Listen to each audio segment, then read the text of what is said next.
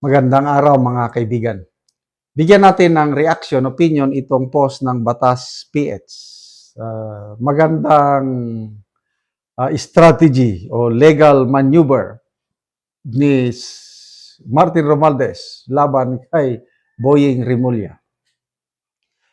Martin Romualdez seeks Ombudsman Rimulya's inhibition over flood probe. Leyte 1st District Representative and former Speaker Martin Romualdez has urged the Office of the Ombudsman to recuse from the flood control investigation. His lawyers warning of effective prejudgment ahead of the proof. In a formal motion, the former Speaker's legal team cited public statements by Ombudsman Jesus Crispin Rimulya and other officials on possible plunder charges ahead of the formal complaint, including remarks branding Romualdez a master plunderer. His lawyer said the statements signal a predetermined outcome, making any investigation a mere formality that violates due process. Agree ako dito nauuna yung salita ng ombudsman bago yung actual na ginagawa. Ano ba? Agree ako dito. Mayroon ng prejudgment kaagad ito, basahin natin itong, anong tawag nito? Letter? Office of the Ombudsman. So, Dear Ombudsman Rimulya. So, official letter ng mga abogado ni Martin Romualdez na hinihiling nila na wag nang makialam ang ombudsman mismo sa pag-iimbestiga sa flood control mess. Mahaba-habang letter ito. 3 pages. Nagpapaliwanag ang mga abogado na bakit nauunang nagsasalita ang ombudsman? Tinawag pa siya na master. Hindi. In fairness naman, yung master plunderer, ang nagsalita nun, yung assistant ombudsman, si Nico Clavano. Kaya lang, same man lang yan. Kaya ang tagapagsalita ni Boying Rimulya, si Nico Clavano. Tinawag na. Kailan ba yun? Kasi ang announcement ni Boying Rimulya is sasampahan nila ng plunder si Romualdez at saka si Escudero by May. Yun ang announcement niya Dapat sana, hindi. Talagang agree ako dito sa observation ng mga abogado. Dapat maingat ang ombudsman. Huwag siyang salita ng salita sa media.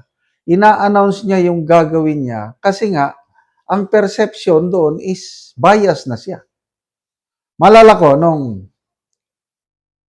kainitan ng investigasyon, yung kaso ni late Percy Lapid, na nasasangkot si DG Bantag, ganyan din ang style ni DOJ Secretary Boying Rimulya.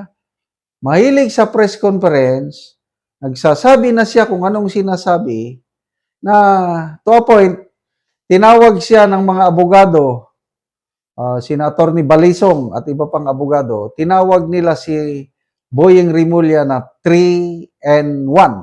Ano yung 3-in-1? Siya ang investigador, siya ang prosecutor, siya na rin ang judge. Mahilig talaga sa media. Yung, anong buwan ba yun? October or November last year? Nung nag-media, scope na naman siya, na meron ng warrant of arrest laban kay Bato de la Rosa galing sa ICC. Nauna na naman siya. So hanggang ngayon, after how many months? October, November na lang tayo magsimula. November, December, January, February, March, April. Magsi 6 months na, wala pa man yung warrant of arrest. Tuloy nagtago si Bato. Bakit? Ganon. Nawawala yung element of surprise. Pareha silang kapatid. Talaga magkapatid nga.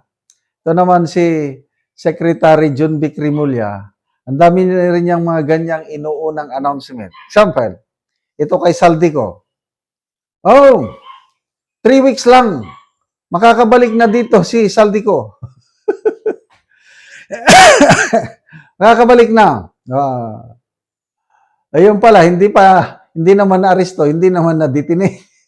Paano yon may babalik sa Pilipinas? Ano pa? Meron pa yun. Kalimutan ko na yung yung sinasabi niya na brina-bribe daw silang magkapatid ng billion-billion. Hindi naman nila masabi. Mabulgar kung sino yung mga nambra-bribe sa kanila. Mahilig talaga sa press release o press conference itong magkapatid. But anyway, kanya-kanyang style talaga yan. So, request ng abogado na mag-inhibit. Sa tingin nyo, pagbibigyan? No way.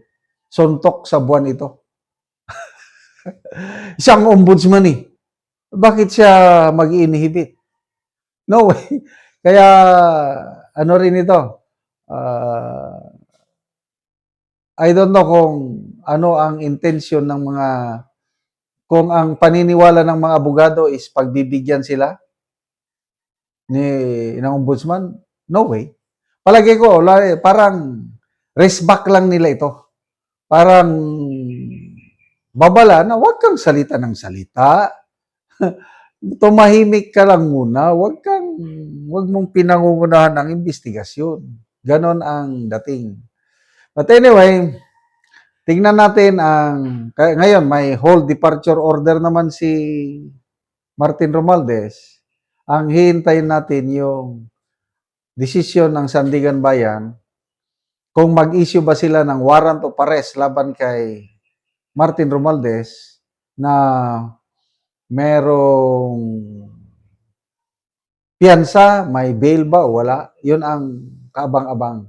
Sana ang magiging desisyon ng Sandigan Bayan is without bail para makulong na siya. But sana rin, by that time, nandito pa si Martin Romualdez. Baka pag na-issuehan na siya ng warrant of arrest without bail, wala na siya sa Pilipinas.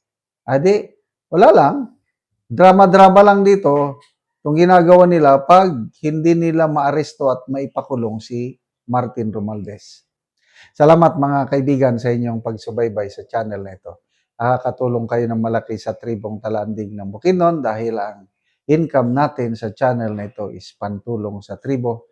Namimigay tayo ng libreng yero at pako para makapagpatayo sila ng mas maayos na tirahan. Panoorin nyo ang video na ito. Yang among nataga gero mag-atop na ni siya karon sa iyang ipatindog nga balay. Nakina sa ipandok do ka atang parang ako din ang gaid ug makasabot. So mo na ni ang iyang gipatindog nga balay.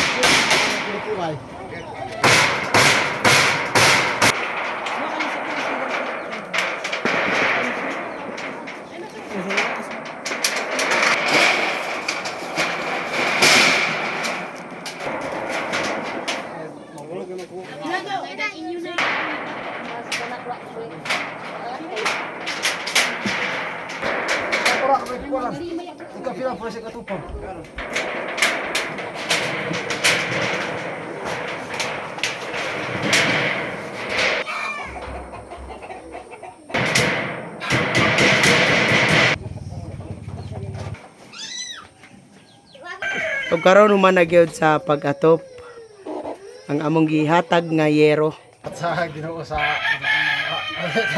Ginoo sa nagatag sa ako usin. Kung walang yatag, wa pa ito ko walay.